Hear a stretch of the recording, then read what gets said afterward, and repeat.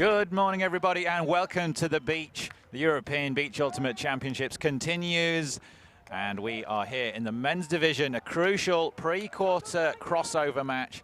The 4th seed from the first men's pool versus the 5th seed. So we've got Portugal in the black and Denmark in the white. These two teams have had a mixed bag of results, and this is their chance to get into that crucial quarterfinal. And Tom Stiles alongside Hannah Pendlebury in this early morning, slightly overcast skies as well, Hannah. You're not wrong, Tom. It's the first morning we've really seen that looks almost as grey as a UK morning. The wind is definitely fairly present, not as gusty as it was yesterday, but we might see that, well, we have traditionally seen it pick up towards the end of the day.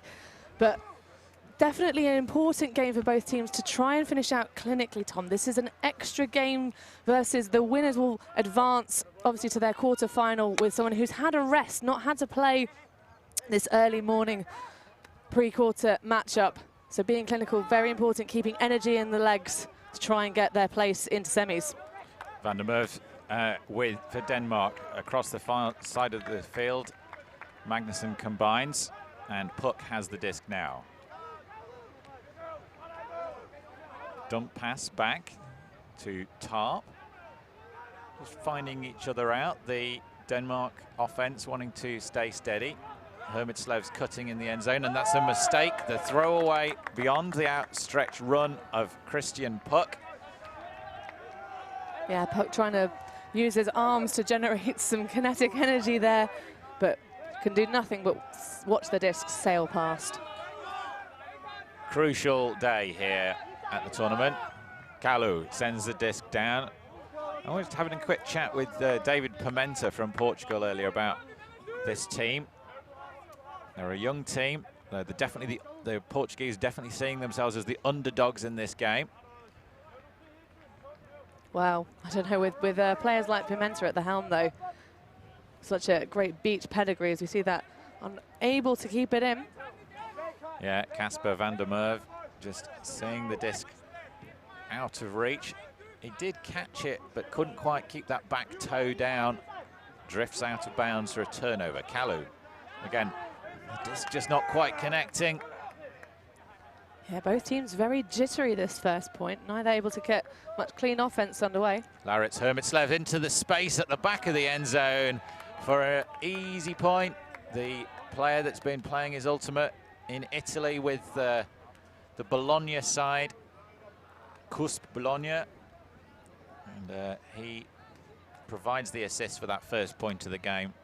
And wonderful news for the Danes as they take a break coming out of the blocks. And there we see how devastating it is having one-on-one in the end zone on sand. Usually a situation that you never want to be in as a defender, but on this surface, it's just so difficult to stay close enough to close out all the channels, especially for throwers at this elite level. Yeah, I think it was a hold. There was 2 turns per side there, so I think the. Oh no, right you are, right you are, Tom. The Danes did start on offense. So sorry, my eyes still adjusting to these overcast conditions as we have our. We can see our laptop screens for the first time this week. Well, they are actually, to talk about the conditions, it is, we're starting to get a wee bit of drizzle. I'm currently having to wipe away that from my screen as we see Pimenta wind up a huck fake. Pick called in the middle of the stack. The Danes sagging off quite a lot. You have to catch up. I was amazed to hear quite how small the ultimate community in Portugal is. Only 250 players in the country, but they are so top heavy. They've got talent. And Pimenta, this is Pimenta's hometown, Portimao. Well, definitely not showing a home sand advantage on that one. Seemed to just almost let the defender get the position to make the bid. Perhaps used to being able to make the tall man plays, but the number 5, Frederick Schall, able to match Pimenta quite handily for height. Well, that underdog spirit can fire you up, or can give you a nagging sense of self-doubt that might not be playing to the Portuguese advantage at the moment. Fink resets back. Danes on their own end zone line, but a deep disc straight away. And the cut from Jesper Dyer didn't go, or went and then came back underneath. But just a simple miscommunication there, Tom. And the wind-up had already started, hadn't it? It had. But in terms of the underdog spirit, there's a wonderful photograph up on one of the banners in the VC swag tent of one of the, I think it's Pimenta actually, and one of the Portuguese shirts making an absolute massive sky. So hopefully they can have done some staring at that and visualization ahead of this game. Oh, Pimenta's pass into the hands of, I think it was Santa Maria in that far corner. No, it wasn't Santa Maria. Big hammer across the end zone, and in the far corner awaits Jesper Dyer, catching gratefully, and that is a break. Well, there we go. I was a bit premature with my celebration of the Danish break, but there you say, 2-0 up now. Portuguese looking a little flat at the moment. They're going to need somebody to fire them up. It's very early in the morning. This game started at 8:30 local time. And for the players, if they are staying away from the Praia da Rocha beach, it can be a bit of a journey. I know some teams are very local. We're very lucky to be right on the doorstep of the beach. Yes, thank you so much to the tournament organisers who've put us, I think our apartment is a 5-minute walk at most. It's almost literally a stone's throw, isn't it? You could. I feel like, to be honest, Tom, you could probably pogo stick it quite comfortably along the boardwalk. I think that might be your look for finals day. A good backhand over the nightclub and the stands, and you'd pretty much land by our apartment door. But I believe this, I'll have to double check the fact, but I think this might be the first men's game we've seen in the 8:30 time slot. Lots of divisions able to share that burden of the early start. Portuguese looking a bit better on their flowy offense here, cutting for each other. The Danes trying to take away the options. That's a great around break. Creates all the space for Pimenta. Amoroso sends the disc across the field, but it's well read, and no mistake from Fink, bashing that to the floor with 2 hands. He's got a strong facial hair effect going on there. It's good work from Fink. Big into the air, and the Danes are capitalizing on every Portuguese error. Yeah, Amoroso really dialed that one in. And we saw Pimenta take off towards the end zone. Seemed to be going for a long time. You could see that the player wanted to release that huck, get some flow moving. Pimenta, a big receiver, large target to hit, but great work from the Danes to just switch back on, take advantage of Amoroso just looking a bit dejected, and they ejected the frisbee towards that far side of the field. It's not the Portuguese sunshine we were expecting on the Algarve this morning, but the wind is mercifully light, and I think it's going to stay fairly light today. All the teams have struggled in what's been a very, very strong Atlantic breeze coming off the coast and running down the Praia da Rocha seafront. No protection at all provided by anything, really. I guess the nearest cliffs are on the far end of the beach. And we're certainly the most exposed here up on our commentary vantage point. So we'll be giving you updates as our toes start to go numb. First world problems for us, really. Oh, definitely. There's nowhere else I'd rather be right now, Tom. Santa Maria to Pimenta. Kalu's gone deep. Pimenta wants to make sure of it this time. Talked about this being a building project, a 3 or 4 year project. They are growing the team, they're growing the combinations and the chemistry in the side. If they can win, they will win. but that's not really the main objective of this tournament. Santa Maria with it again. Better movement, and they're going to send it across the field. That is a great dish from Santa Maria. Pimenta fires up with a good, strong shout across to his teammates. Yeah, we're starting to see the rain starting to descend. I believe I describe this in British slang as it's spitting, the kind of rain that soaks you through.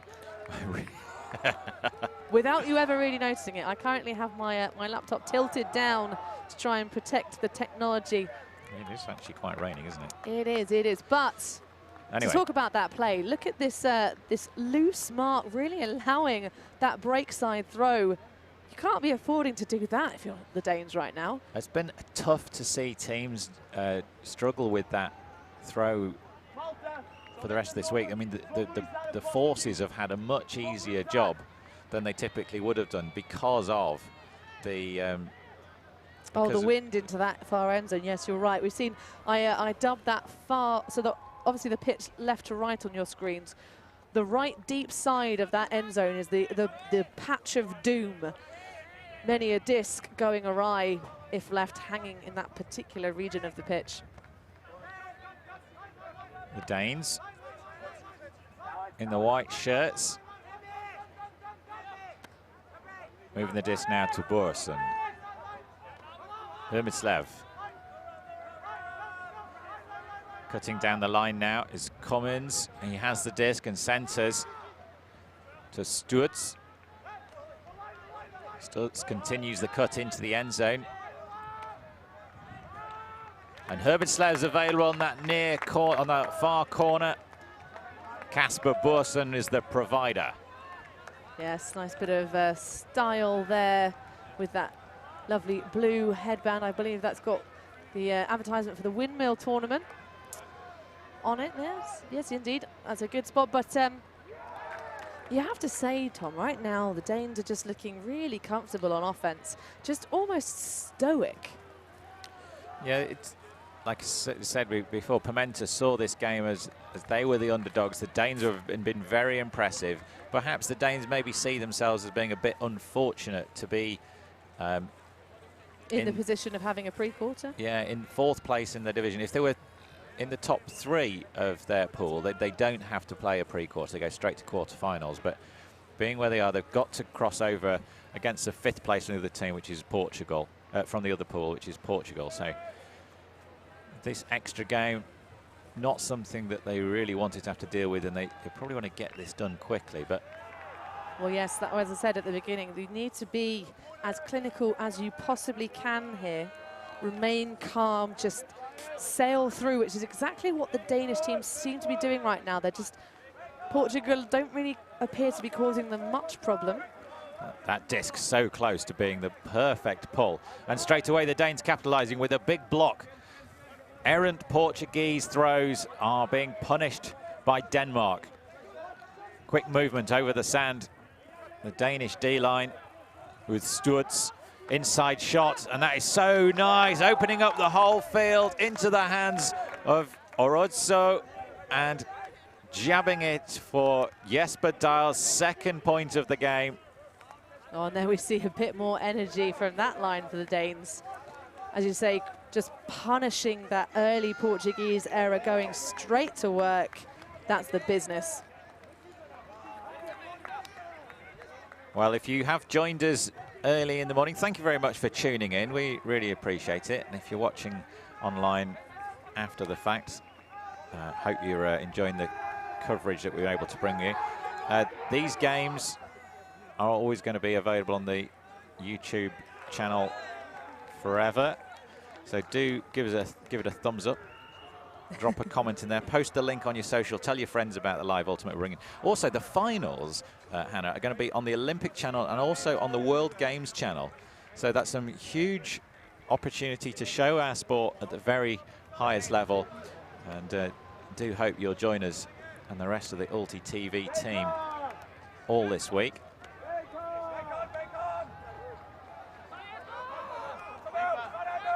Santa Maria.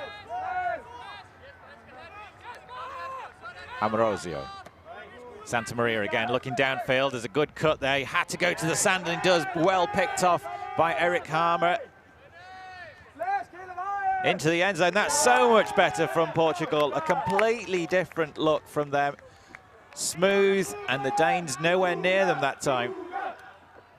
And we see a lovely little celebration with the sort of the cashier motion, the cha-ching. The game's cleaned up a lot since that opening point. There's 4 turns in the opening point, and in the last 5 points, there's only been 2 turns. So really, both teams cleaning up their offense, and that's going to make a big difference. Well, I think you have to say, though, the Danes have been on excellent form. They haven't turned since the 2nd point of the game. Yeah, punishing the Portuguese mistakes. Perhaps the Portuguese starting to believe their own fear that the Danes just might have outclassed them even before they took to this field. I mean, nice to see them get a bit more gusto. To see them coming out on D. It's a good pull from the Portuguese, putting the Danes right in that corner, but the flow as the Danes move up the field. A pick called. Vargas getting blocked in his path. Kasper Borsen, the big 38 shirt, providing a barrier to his movement. Frederik Schur with the disc for Denmark now. He's got options deep in the form of Fink, and the fast cut there from Stutz. Instead, the Danes spread the play to this near side. You could see the doubt in the eyes of Kasper Borsen as that disc rose ahead of him. Couldn't decide which way to grab it. That hesitation of thought. Disc is on the floor. Gonna have to be big.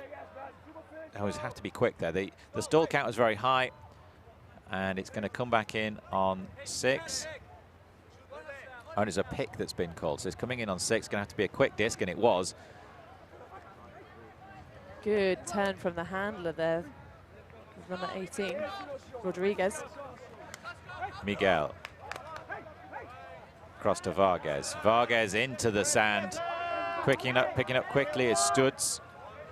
Stutz looking down the line and then goes for the reset. That's a shame there, Tom, not to see the Portuguese able to convert after looking much smoother. Deep shot goes up, and the run had run out of energy as the disc came flying over the head of Frederik Schur. I'm not sure that one was running out of energy, Tom. I think he just had a look at the disc, saw his position against his defender, and just thought, actually, you know what? I'm going to save myself. I'm not going to run that disc down and try and make a hero bid. 5-2 up. And again, this being a pre-quarter, needs to be mindful of saving his energy to try and advance into the semi-finals. There was actually a really interesting thread on Twitter yesterday about the difference between lazy defense and efficient defense, and whether, if you're saving energy, and on sand that's a real factor, especially as some of these points get longer. Maybe that was, he could legitimately claim there that it wasn't worth the chase down, the lazy offense perhaps. Portuguese send a big disc into the end zone. It's going to be chased down hard. Huge bid from the Danes, but they could not stop it. And the Portuguese with a brilliant bit of highlight reel in that back corner. Yeah, Jose Cateno really going up nice and early. Knows he needs to do that. Quite a petite player, some might say, but fantastic ups. And Stutz, having chased deep and then come under and then gone deep when he was on offense, then has to do the defensive work. David threw himself at that disc, but just could not quite catch it. The assist from Rodriguez was balanced perfectly. And under the pressure of having a laying defender on the mark as well. So Danes doing everything they can to pile on the pressure and try and extend that margin, but the score currently sitting at 5-3, and the Portuguese getting a much needed bit of oxygen into their game as they take their first break of this game. Yeah, Portuguese definitely not out of this one. Oh no, it's never over till it's over. We're not even at the half yet, Tom. We've seen some huge Portuguese comebacks in this tournament so far. Hermitslev pokes it up into space, not quite over the line yet. Good fast work from the Danes, and Hermitslev continues the cut and jumps in. Lauritz Hermitslev with 2 goals now and an assist for Denmark. Yeah, fabulous fire coming in through from the handler position, just rolling into that end zone. Nice, safe jump up. 2 hands round the disc, and that's a pretty little piece of offense.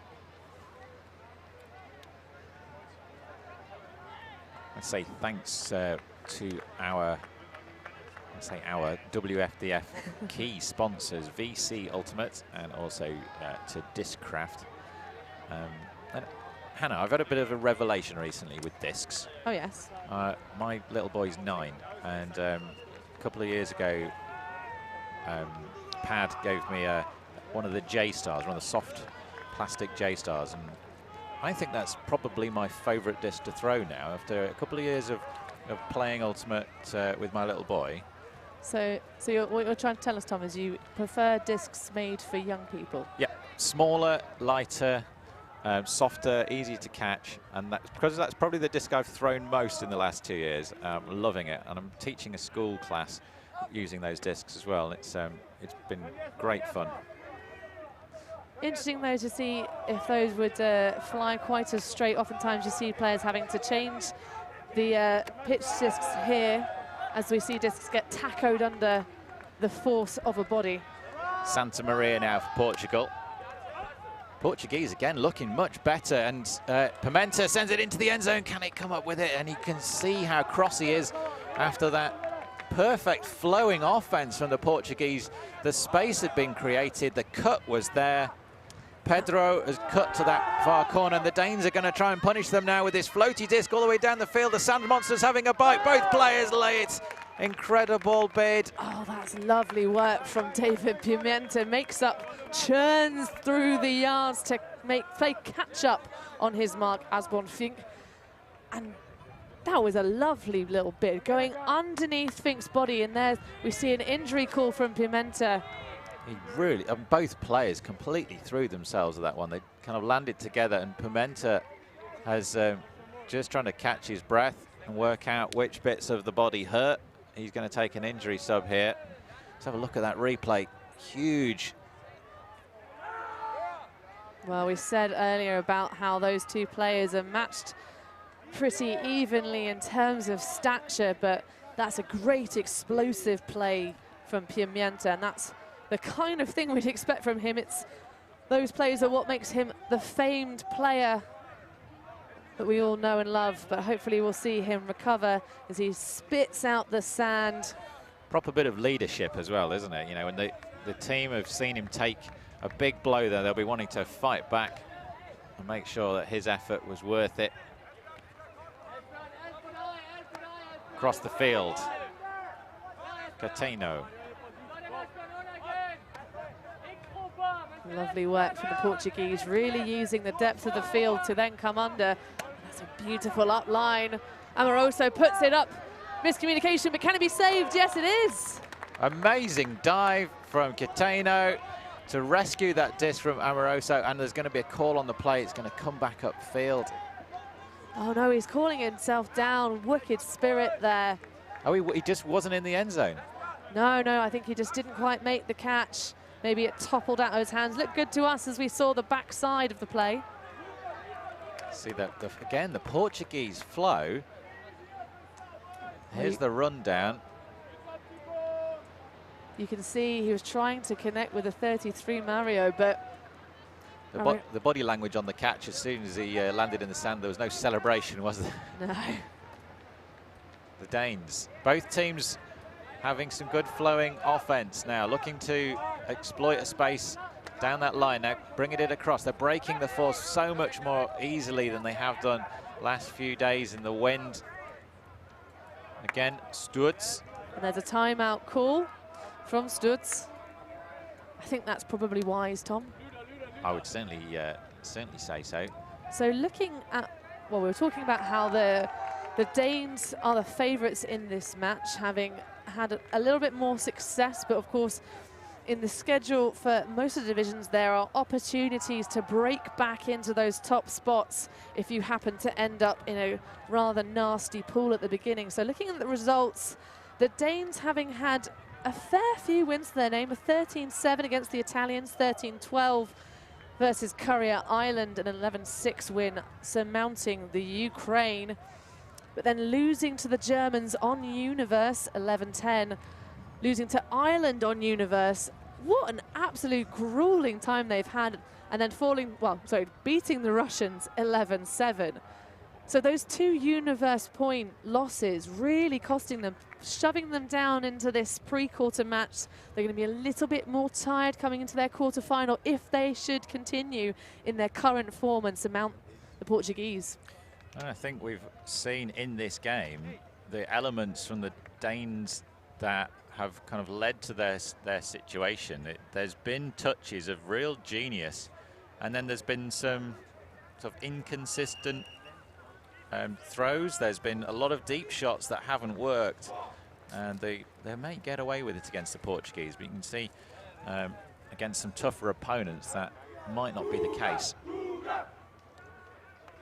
Stats leader for the Danes is Laurits Hermislev with a nice even balance of goals and assists, 11 goals and 10 assists. And Magnus Magnusson. What a name. There are some pretty good Frisbee names, but that's just a great name. It's just I still think my favourite has to be Susanna Bidgood from the GB Women's Masters side. Bid, very good indeed. Solid.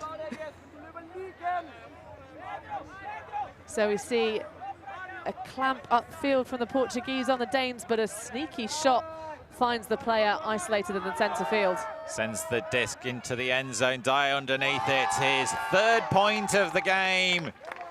Jesper Dyer brings it in. And that was a lovely piece of throwing handiwork from the Danes, from the break initially to that shot up into the space. Use the height mismatch to perfection. Just sits it up the other side of the defender, never gets a look at it, and that's half, 7-3. You can see the teams change ends. We've seen a lot of games not get to half in the wind earlier this week. Seen a few games that have been set in. There was a game yesterday that finished 5-3. Well, that's the point half. Obviously, Tom, we do have our also timed half. Yep. Our lovely yellow-shirted volunteers mustering proceedings, making sure that we do. It's important to have that time half, because obviously with these windy conditions, you can end up with upwind, downwind pitches, and without that switch of sides, it can become just one on the toss, and that's not particularly how we like to see these games go. No, and you can also say for the first time this week that the surf is up. There is a surf shop at the end of the beach. They've been offering discounted hire to all of the tournament players if they want to don a wetsuit and get out into the Atlantic. I believe the Polish mixed team, who got here quite early, were having some surf lessons ahead of the tournament. The Algarve, known for its excellent surf coming off the Atlantic, although, as Benji Rees will tell you, it is very, very chilly if you choose to go take a dip in the waves. Miguel Santa Maria sends it deep. Underneath this is going to be a big bid, but the tall Dane with a good 8 inches of height advantage sweeps that away, picks the disc up and starts the Danish offense. That would have been an inhuman read from Amoroso. Disc over his head, neck fully stretched back with 2 Danes on his back. Big disc coming downfield, a hero maker of a pass, cannot be quite kept off the sand by Casper van der Merwe. And that big D was from the aforementioned Magnus Magnusson. Yeah, van der Merwe hits it right in the open palm, but with that full extension layout, very difficult to remember to close the hand in time, but valiant effort from the Danish player. Well, that's exactly the sort of pass the Danes they've not connected enough of those, considering the amount of possession they've had. And that's going to go to the sand. It could not quite connect. The Portuguese giving the Danes the disc back. Quick movement across, not quite into the end zone. Sure, not watching the feet, not aware of the tape. Puck now. Back to Sure. Cheeky scuba. Across to Puck. And Sure again. Oh, that's a beautiful drop of the shoulder. Lasers the disc into the end zone. Magnus Magnusson cutting. And a point for Denmark, extending their lead 8-3 now. Yeah, just to pick up on a nice little bit of defense there from Christian Puck as well. When we saw that disc go awry, did a really good job of just shepherding the disc away from any potential offensive hero bids. Pimenta in the area, but perhaps after his injury sub earlier, not looking to make any risky bids, but fabulous to just get the body in the way, make sure the disc stays down as we see a lovely little swagger back into the arena fields. Having had their breakfast, those boys look very awake indeed. Lolo and Felix. Felix, of course, of Felix Ultimate. The maker, inceptor of the hexagon and flexagon styles of Ultimate. Yeah, he's one of the most interesting people to talk to about Ultimate strategy and tactics and mindfulness. And I was sitting with him after all the play had finished last night, and one of the Russian mixed team was just throwing hooks, and he says, this is a player to watch for the future because she's thrown one bad disc in the game, and now she's practicing. Kalu, little travel, no effort to slow down. Called back and accepted quickly. Better movement. Vargas now to Kalu. On the edge of the end zone. Can they jab it in? Do they need to jab it in? They can just drop it into the end zone, and Diego Vargas catches for Portugal. Well, you couldn't ask more of Kasper Bordsen there. Trying to make the layout bid, but just enough pop on the disc. And unsurprisingly to see the travel call there on Ganesan, because his feet move so rapidly across the sand. One of the keys of rapidness on this surface is to touch the sand as little as possible. And with his fast feet, if we see, well, he's just off shot there, cutting up the line, but unsurprising to see that travel happen as he uses his momentum and continues pedaling those feet into the sand. But that's a nice little pop. Can't be stopped by the Danes. I think that the whole sideline and all of the Danish team all said travel at the same time. It's one of those ones that it's a gut reaction. It's a reflex at this point. Players on the side are obviously supposed to be holding their tongues, but that's fair shout. I think he took about 6 steps. Yeah. There's, just to clarify, if you are new to the sport, the rule on slowing down, you've got to slow down as fast as physically possible, and you're not allowed to change direction as you're slowing down. Those are the 2 things that people will be calling travel for. The other thing is starting your run before you've released the disc. That will often get called as well. Yes, players who played netball often find when they go back to that sport, they get called all sorts of technical travels. We've seen this go big. Oh, what a takedown in the air. It's a great grab from Nicholas Cummins, his 2nd point of the game. Well, while we were talking technical on the rules, we did miss a flying, vivacious bid that far side of the field. We might get another look at it on the replay. Portuguese doing everything they possibly can, nigh breaking the legs of the Danes. Well, that wouldn't be sport, would it? No, it wouldn't, but it might cut them down to a more manageable size for the Portuguese. The Danes effectively using their height. I think that's really working out for them. They're putting the discs just sort of happy to hang them in the fluttering breeze. Great to see the Danish women's team having a great tournament themselves. Oh yeah, top spot at the moment in the women's round robin. And they're out here early doors with the coffee and a blanket over the knees, just to show you that the Portuguese Algarve isn't everything it's cracked up to be early in the morning in May. I was going to say, we're not exactly high season here, Tom.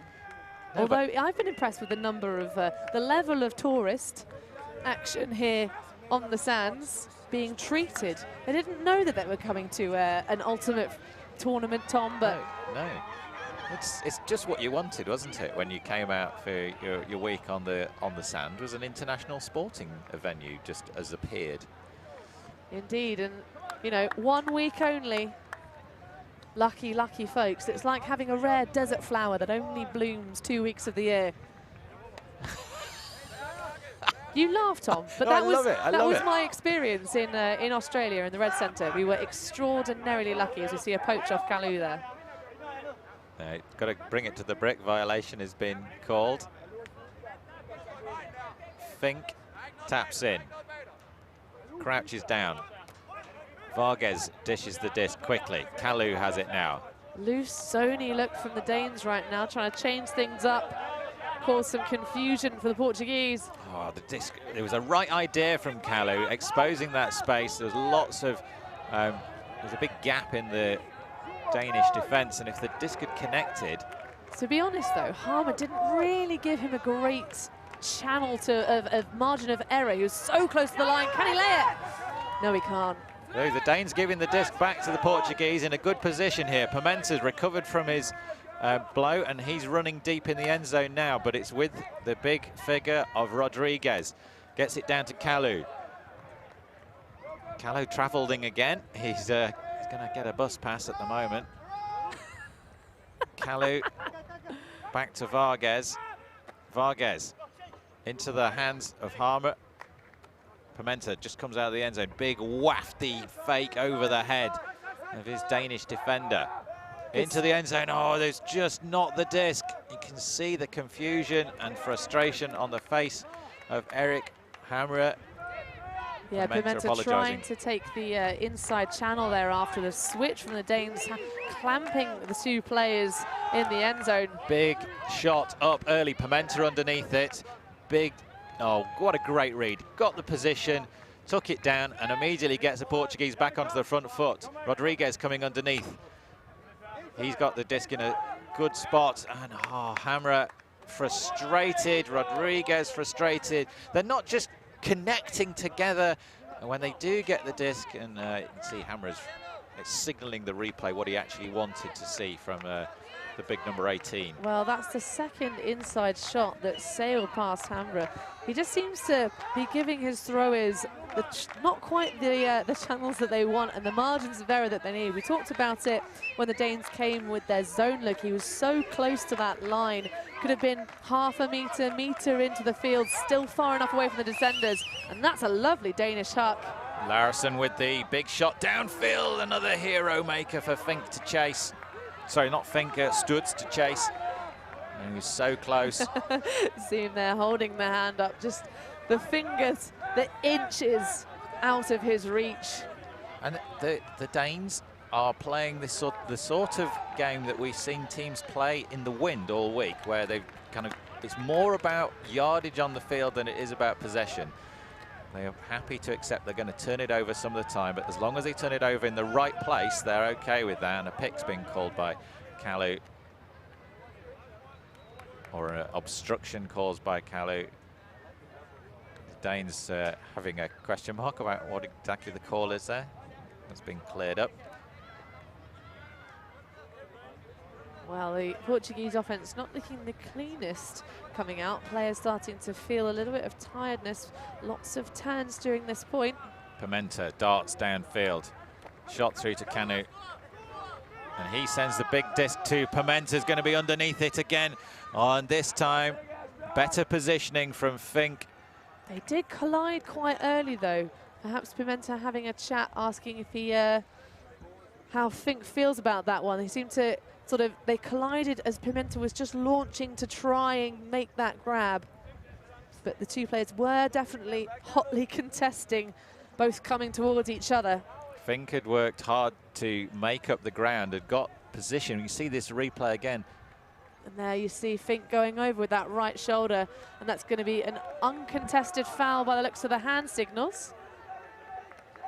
Unless he's, we've seen lots of error in retracting signals, but I think, yep, it seems to be Pimenta picking up the disc.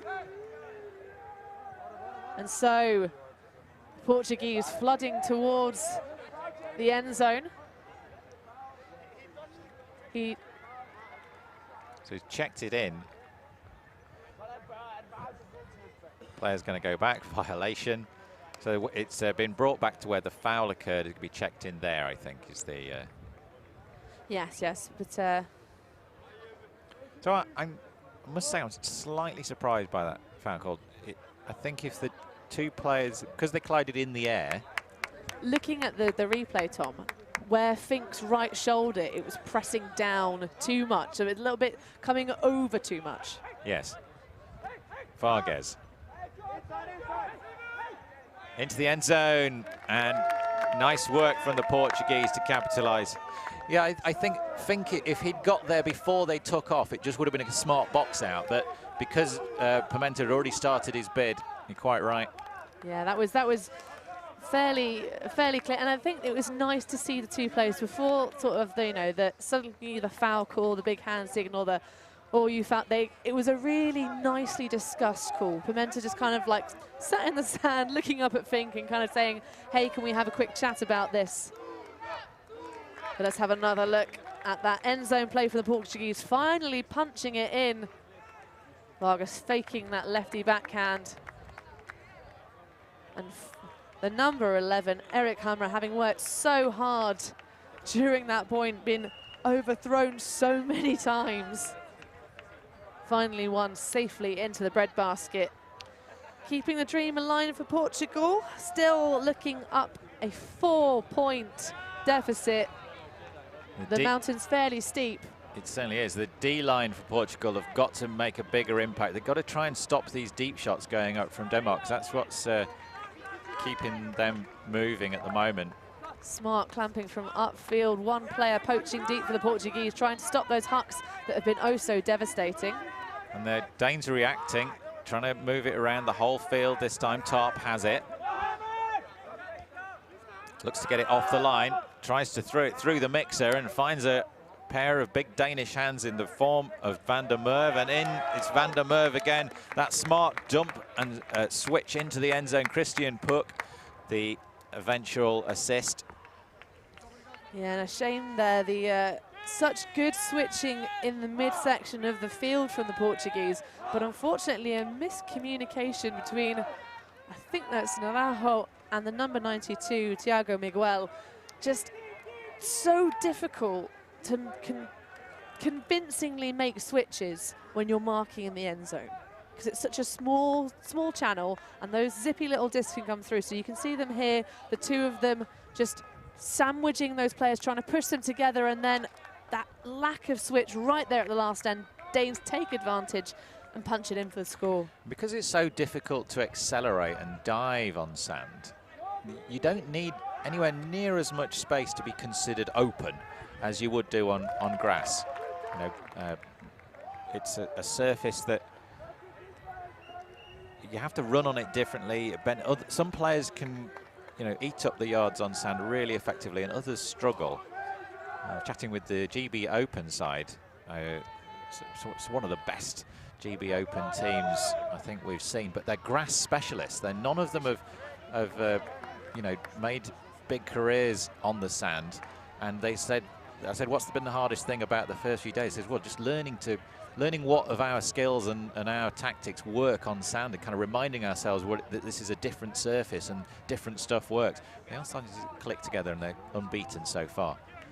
Yeah, they've been accused of having Clapham'd teams. The idea of allowing teams to have quite close first half of the game and then just ripping away at the end. As we see that one needs to be bidded. Oh, what a layout that is. Keeping the disc alive. Rodriguez should adjust the glasses. Inside shot's going to be chasing away. Could not get it going. Fast feet from Ruben Rodriguez. Could not eat up enough of that sand fast enough. No, and difficult with the breeze, not quite as vicious as it has been in other games, but just pushing the disc down enough to keep it out of contention. And Humberto Rodriguez, their big 18 shirt, he watched that down and kept his eyes firmly on the disc as he threw himself at it. I love the little adjustment of the glasses as he comes back out of the sand. Hermanslov, oh, that's a great intelligent pass downfield, creates a lot of yards and keeps the flow moving. Fink floats it into the end zone, catches a bit of the underside, but good adjustment from Magnus Magnusson as he takes that disc high and moves Denmark within 2 of the victory. And we are 1 minute left on regulation time as well. So if the Danes can punch this one, I think we'll say the volunteers probably fairly soon announcing. But yeah, great adjustment there from Magnus Magnusson. As we do have a Scandinavian team on the stream this morning, I would like to say a big good morning to Mathias Olgren, who's previous organiser of the wonderful Copenhagen tournaments. And he says he's currently running 3 youth programs in Malmo, and with 30 to 50 kids in each. And watching Ultimate live at Archive is a huge deal for their education. So thank you for all the work we're doing on the stream and the Ulti TV crew. Matthias appreciating what we're bringing, and would like to say a massive hello to everybody who's part of those coaching sessions that Matthias is running in Malmo. You are the heroes that the sport deserves and needs. Yeah, we look forward to seeing the Swedish junior program improving as those players move through the ranks. Keep up the ultimate. Portugal with Pimenta on the far side, down the line to Santa Maria. Cut continues, it's a great bid. What superb flow down that far line. Cantano with the layout in the corner. Yeah, the Danish defenders doing a fab job of making the Portuguese have to work in very small channels, but they're happy to pop the disc through them, and that's a lovely layout bid from Jose Cantano.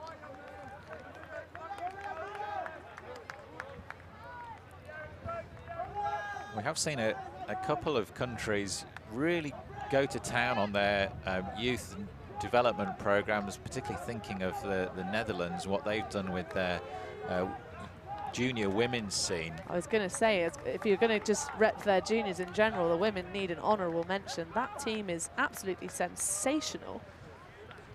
And obviously the work that the Italians team have done, Bologna especially, developing almost an entire squad of national players out of one city. But the whole Italian junior scene being coached and developed, and developing their coaches as well. Yeah, that's an important part of getting the community working together as a unit and focusing on goals. Well, and also as a younger sport, the coaching side of things coming up is really so vital. Those who've never played without having a non-playing coach, they just bring that little something extra, a nice firm presence, not just in a tactical sense, but also the mentality of a game. And the best coaches are those who are able to control the mental state of the group and make sure that everyone's on the same page. But if you want to check out those youth players, make sure you stay tuned in August in Wrocław, where the European Youth Championships will happen. Big fast run, the Danes knocking on the door. Floaty disc over the top. Oh, what a huge layout grab. And it's going to be called back here. Is it a stall out? No, he's declined whatever he's called, and it's going to stay in the hands of 32 shirts, Juan Sebastian Orozco. Coming out the end zone is Puck. Into the end zone goes a big, tall Dane who brings the disc down out of the sky. It's Nicholas Cummins as the Danes move within 1 of taking this pre-quarter final. No, that is game there, Tom. It's game. Time cap was on. We had the time cap, so that is the final point of this men's pre-quarter. A reaching back grab from Nicholas Cummins. That will seal the deal for the Danes. And they will advance to their quarter-final. Do we have any idea, Tom, who that quarter-final might be against? Furiously pressing all of the buttons on our system to work out who they'll be playing against. I think we do know, if we can just work it out. Bear with us as we furiously click buttons on our laptops. I've been pleased that the rain hasn't fallen down upon us. So winner of pre-quarter 1. Is it already in? Are we that quick? Yeah, it is that quick. So it'll be on the stream at 12 o'clock. Denmark versus Great Britain. They've already updated the game. That's amazing, isn't it? So live.ebuc2019.org for all of the live stats. You can pretty much follow a game. If you're interested in numbers, you can pretty much follow the game from your comfort of your own chair, the stats updating as you go. And I love the visualization of the gameplay. You've got 2 lines showing the score. So if you click into a particular game, so for example, this one, if I can click the right buttons, actually no, Denmark versus Italy, you have a lovely visualization of the data. So you can see the Danes take a early lead at the start and just stretch it mid-section. The Italians try and come back. It's a beautiful way to have that data for us nerds here in the booth. Yeah, big props to Bruno Gravitare and Justin Palmer for the work they've done on the visualization and the Ulti-Organizer software that powers all of the data that we're able to use. Do stay with us all day here on the Facebook or the YouTube, wherever you're watching. Indeed, next up we'll have for you the women's pool play game between the Russians and the Swiss. Russia currently looking fairly comfortable in the rankings, the women's division, each team playing everybody, then advancing to semis and finals. Currently Russia, as I say, looking fairly comfortable. Swiss in need of a win, so they'll be coming out fired up, doggedly determined to steal one away from the Russians. But stay tuned with us, that comes up next. Later we have action from the Master Mixed Division, some men's quarter-final action for you. What else have we got, Tom? We've got the great Grandmasters in the arena at 2:20, the mixed quarter-final at 3:30, and then both men's semi-finals at 4:40 and 5:50. We've got. So there should be plenty of viewership for that 10-6 game. Winner of the quarter-1 versus winner of quarter-2. Teams yet to be determined, but we'll be popping those into the YouTube stream information. And as I said, our wonderful team updating the live.ebuc2019.org. So get onto the fan zones, track the live action here from the action in the Algarve. It continues, and we'll be back more from myself, Tom Stiles, alongside Hannah Pendlebury and the whole Ulti.tv crew. Thank you very much for joining us for this first game of the day, and we'll catch you later on. More from the beach coming.